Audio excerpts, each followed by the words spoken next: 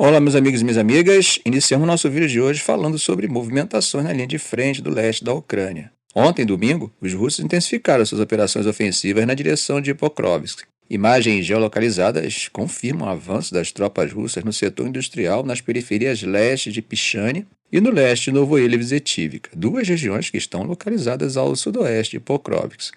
Mas os avanços não ficaram restritos à região de Pokrovsk, tá, gente? No mesmo período em que esses avanços ocorriam, também foi observado um movimento semelhante no oeste do Oblast de Zaporizhia. Segundo imagens geolocalizadas, os russos avançaram no centro de Kamiansk, que é uma área que fica ao noroeste de Robotyne e ao sul da cidade de Zaporizhia. Enquanto propostas de Trump não oficiais circulam e provocam reações do Kremlin, principalmente sobre um prazo de 20 anos para que a Ucrânia entre para a OTAN, a Rússia continua pressionando com o objetivo de consolidar sua posição no terreno. Claro que a Ucrânia tem usado diferentes estratégias para tentar diminuir o ritmo dessa pressão russa. Bom, gente, agora vamos falar de um assunto um pouco mais leve que até traz alegria para os dois lados. Mas que assunto seria esse? Nós vamos falar sobre uma nova troca de prisioneiros de guerra. Zelensky fez questão de agradecer aos Emirados Árabes e outros parceiros pelo apoio nesse processo que é tão delicado, né? Ele disse que o retorno dos soldados do cativeiro russo é sempre uma ótima notícia para eles. Segundo Zelensky, eles conseguiram trazer 189 ucranianos para casa. Essa mensagem foi compartilhada por ele no Telegram. O Ministério da Defesa russo já havia relatado hoje cedo que cada lado havia libertado 150 prisioneiros de guerra. Mas ninguém explicou ainda essa diferença, né? Zelensky contou que entre os ucranianos que voltaram estavam soldados, sargentos e oficiais de várias áreas da linha de frente. Além disso, 2 civis capturados em Mariupol também estão entre os que voltaram para casa. Imagens divulgadas que estão passando aqui na tela mostram dezenas de homens em um ônibus, alguns deles envoltos em cores azul e amarela da bandeira ucraniana. Bom, gente, mudando de assunto, vamos falar sobre a nova estratégia de segurança da Rússia que foi assinada por Putin. Para começar, é bom lembrar que a última versão desse documento foi publicada por Putin em 2020, mas dessa vez a estratégia de 2024 traz algumas mudanças importantes.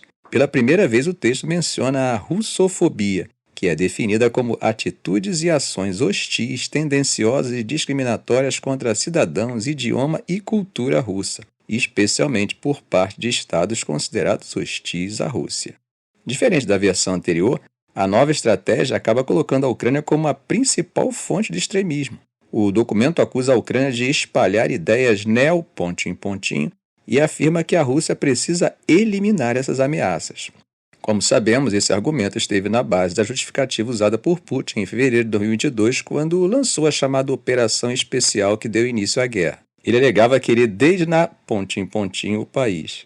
Além disso, o documento menciona a russofobia e a discriminação como causas profundas do conflito e acaba se alinhando com os discursos do ministro das Relações Exteriores, Sergei Lavrov, que coloca essas supostas discriminações como algo que qualquer negociação futura vai precisar abordar. Bom, gente, tudo isso acaba indicando que o Kremlin provavelmente usará esse novo documento estratégico para justificar suas posições futuras, assim como balizas para negociações tanto com a Ucrânia quanto com o Ocidente. Eu acho que a palavra-chave do documento é o extremismo, e nesse ponto, o alvo tanto está no exterior quanto dentro da própria Rússia. Nesse aspecto, eu acho interessante que a estratégia também traz pontos que parecem mirar diretamente na comunidade ultranacionalista pró-guerra na Rússia. Por exemplo, o documento alega que imigrantes estão promovendo atividades ilegais que contribuem para o extremismo em várias regiões do país. Ele propõe endurecer as políticas de imigração, combater eventos de propaganda entre imigrantes e ajustar programas educacionais no Cáucaso do Sul e na Ásia Central. Isso com o objetivo de prevenir a disseminação da russofobia. Esse foco nos migrantes, de alguma forma, atende a demandas antigas de blogueiros ultranacionalistas russos que frequentemente pedem políticas migratórias mais rígidas e criticam a russofobia em antigos estados soviéticos como o Cazaquistão. Bom, gente, para Putin é um equilíbrio bem delicado. Atender a esse eleitorado xenófobo e ultranacionalista, que é um dos pilares de apoio à guerra na Ucrânia, mas sem comprometer a necessidade de mão de obra migrante para a economia e até para o exército russo. Bom, gente, agora vamos conversar sobre a mudança que está virando a página da geopolítica energética na Europa. Hoje, segunda-feira, a Rússia ainda enviou gás para clientes europeus através da Ucrânia. Mas estamos vivendo os últimos dias antes do vencimento do acordo, que expira no final desse ano, ou seja, amanhã. Com isso, ao menos ao que parece, estamos assistindo praticamente o fim do domínio da Rússia sobre o mercado de gás europeu. Os suprimentos de gás russo via Ucrânia estão prestes a parar já nas próximas horas do 1º de janeiro, o que acaba marcando o fim de um contrato de 5 anos. Kiev deixou claro que não vai negociar um novo acordo enquanto a guerra com a Rússia continuar, e já estamos quase no 3º ano desse conflito. É interessante lembrar, gente, que durante décadas, desde a época da União Soviética, Moscou construiu uma participação enorme no mercado de gás europeu, chegando no auge a dominar 35% dele. Mas essa guerra na Ucrânia praticamente desmontou esse domínio da Gazprom, que era uma gigante no setor de energia da Rússia. Desde que a guerra começou lá em 2022, os russos perderam uma fatia enorme do mercado de gás para concorrentes como Noruega, Estados Unidos e Catar. Enquanto isso, a União Europeia tem se esforçado para reduzir sua dependência do gás russo e não foi fácil. Essa queda no fornecimento russo acabou elevando os preços do gás a níveis históricos, o que gerou inflação e deixou o custo de vida bem mais pesado para os europeus. Mas olha só, o término desse acordo de trânsito agora não deve causar aquele caos de preços que vimos lá em 2022. Sabe por quê? Porque os volumes restantes de gás são bem pequenos. Em 2023, a Rússia enviou só 15 bilhões de metros cúbicos de gás via Ucrânia, o que é apenas 8% do que era nos tempos áureos, lá em 2018 e 2019. Hoje, praticamente todas as rotas de gás russo para a Europa estão fechadas. A Yamal Europa, que passa por Belarus, e a Nord Stream, lá no Báltico, foram encerrados. Aliás, vocês lembram, né, que a Nord Stream foi danificada em 2022, né? Agora, as únicas rotas ainda ativas são a Blue Stream e o Turk Stream, que passam pelo Mar Negro até a Turquia. E parte desse gás que vai para a Turquia acaba sendo redirecionado para a Europa, incluindo para a Hungria. Sem dúvida, é um cenário bem diferente do que era há alguns anos atrás. A Gazprom teve um prejuízo pesado em 2023, algo em torno de 7 bilhões de dólares, o primeiro déficit anual desde 1999. E tudo isso por conta da perda do mercado de gás na União Europeia. Essa situação gerou uma série de conflitos, tanto contratuais quanto políticos. Por exemplo, na Moldávia, o primeiro-ministro Dorin Hseyan pediu ao governo para se preparar para uma possível nacionalização da Moldovagás, que, vale lembrar, é metade da Gazprom. Por outro lado, a Gazprom disse que planeja cortar as exportações de gás para a Moldávia já a partir de 1º de janeiro por causa das dívidas não pagas. A Moldávia, claro, negou estar devendo e acusou a Rússia de querer desestabilizar o país, o que Moscou também negou. Na última sexta-feira, o primeiro-ministro da Eslováquia, Robert Fico, falou que o país pode pensar em medidas recíprocas contra a Ucrânia. Uma delas seria parar de fornecer energia de backup, caso Kiev realmente interrompa o trânsito de gás a partir de 1º de janeiro. E claro, gente, isso acabou gerando um climão, né? Nós chegamos a comentar em um vídeo anterior, né?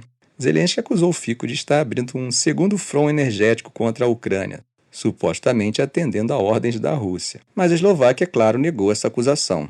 A Gazprom disse que hoje, segunda-feira, vai enviar 42,4 milhões de metros cúbicos de gás para a Europa via Ucrânia. Esse volume é bem parecido com o que a gente tem visto nos últimos dias. Mas, segundo reportagens, eles já estão planejando como se nenhum gás fosse mais passar pela Ucrânia depois do dia 31 de dezembro. Zelensky chegou a dizer que a Ucrânia poderia considerar continuar o trânsito de gás russo, mas com uma condição: que Moscou não receba pagamentos pelo combustível enquanto a guerra estiver em andamento.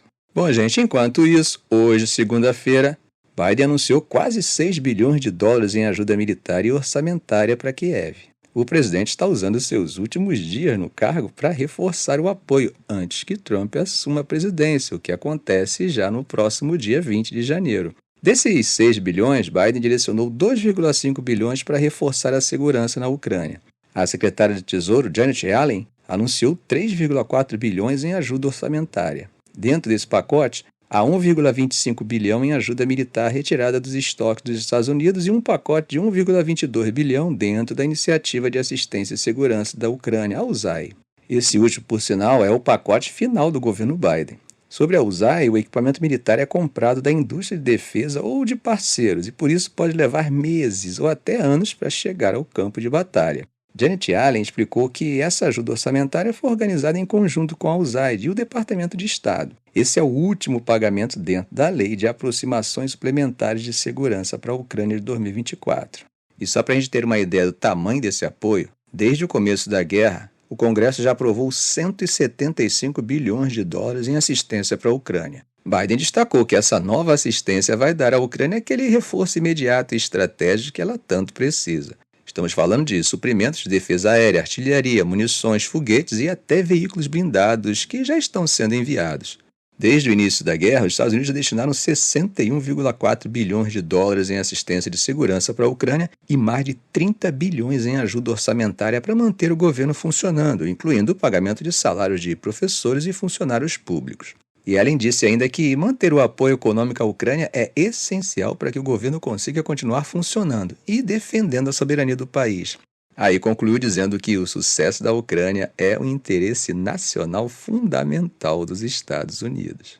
Bom, gente, o mais importante apoiador de Trump acaba de ser acusado pelo governo alemão de tentar influenciar a eleição federal que acontece em fevereiro. Tudo isso por conta de artigos e postagens que Musk fez apoiando o partido de extrema-direita alternativa para a Alemanha, AfD. Olha só, gente, o Musk, que vai atuar como conselheiro externo na nova administração do Trump, chamou o AfD de última esperança da Alemanha. Ele escreveu isso num artigo de opinião para o jornal Welt am Sonntag. E olha só o bafafá que deu. O editor que liberou o artigo acabou pedindo demissão em protesto. Aí o governo alemão confirmou que o Musk está tentando influenciar as eleições com essas postagens no X e no tal artigo. Musk, claro, se defendeu, disse que tem o direito de opinar sobre a política alemã. Ué, mas por quê? Bom, ele justificou dizendo que tem investimentos vultosos no país e elogiou as propostas do AfD sobre regulação, impostos e desregulamentação do mercado. Essa intervenção dele vem em um momento bem delicado, vocês sabem, né? Os alemães estão se preparando para votar no dia 23 de fevereiro após o colapso do governo de coalizão liderado pelo chanceler Olaf Scholz. Depois que um carro atropelou uma multidão em um mercado de Natal no dia 20 de dezembro, deixando 5 mortos, Musk ainda pediu a renúncia de Scholz. Gente, o AfD está em segundo lugar nas pesquisas, logo atrás dos conservadores da oposição. Se o partido crescer mais, pode complicar bastante a formação de uma maioria de centro-direita ou centro-esquerda no próximo governo. E aqui vai um ponto importante. Os principais partidos da Alemanha já deixaram claro que não vão trabalhar com o AfD em nível nacional. Aí veio a porta-voz do governo e disse que o Musk está apoiando um partido que está sendo monitorado por suspeita de extremismo de direita e que já foi, em parte, reconhecido como extremista de direita. Essa posição de Musk irritou muita gente. O co-líder dos social-democratas, SPD, o partido de Scholz, comparou o Musk ao presidente russo Vladimir Putin. Ele disse que os dois querem influenciar as eleições alemãs e, especificamente, apoiar os inimigos da democracia representados pelo AfD. Já o Friedrich Merz, que é líder dos democratas cristãos e favorito para substituir o Scholz como chanceler, chamou os comentários do Musk de intrusivos e pretensiosos. Bom, gente, atravessando o Mediterrâneo, o Dr. Hussam Abu Safia foi detido durante uma operação que fechou o último hospital em funcionamento no norte de Gaza, o Kamal Adwan, sobre o qual nós falamos em um vídeo anterior. Isso aconteceu na última sexta e o lugar virou realmente um caos. Segundo a equipe do hospital, os soldados israelenses iniciaram um incêndio, mandaram todo mundo sair e demorou horas antes de expulsá-los de lá. Aí no sábado o exército israelense disse que prendeu o Dr. Abu Safia porque ele seria um agente T do Hamas. Eles também afirmaram que o hospital estava sendo usado como um centro de comando e controle do grupo. Só que até agora não apresentaram nenhuma evidência para sustentar essa acusação, né? Enquanto isso, a família dele está desesperada tentando descobrir o paradeiro dele. O que a gente sabe é que ele e outros médicos que estavam no hospital podem estar detidos em uma base militar chamada Sde-Teiman. Esse lugar fica no deserto de Negev, perto da fronteira com Gaza, e é conhecido por ser bem controverso. 2 prisioneiros palestinos que foram libertados disseram que viram o Dr. Abu Safia lá, e outro ex-detento disse que ouviu o nome dele sendo chamado. Só que até agora a imprensa não conseguiu confirmar essas informações de forma independente. Um dos prisioneiros liberados é o Ahmad Aishaed Salim, um jovem de 18 anos que foi preso há 42 dias enquanto evacuava o norte de Gaza. Ele contou que viu um médico da família Abu Safia chegando ao local no sábado. Ficamos por aqui. Se esse vídeo foi útil a você, faça um comentário, compartilhe em suas redes sociais, dê um like. E é claro, se ainda não for inscrito, inscreva-se no canal e ative o sininho para não perder os próximos vídeos. Ok, gente? Um grande abraço do professor Arão Alves.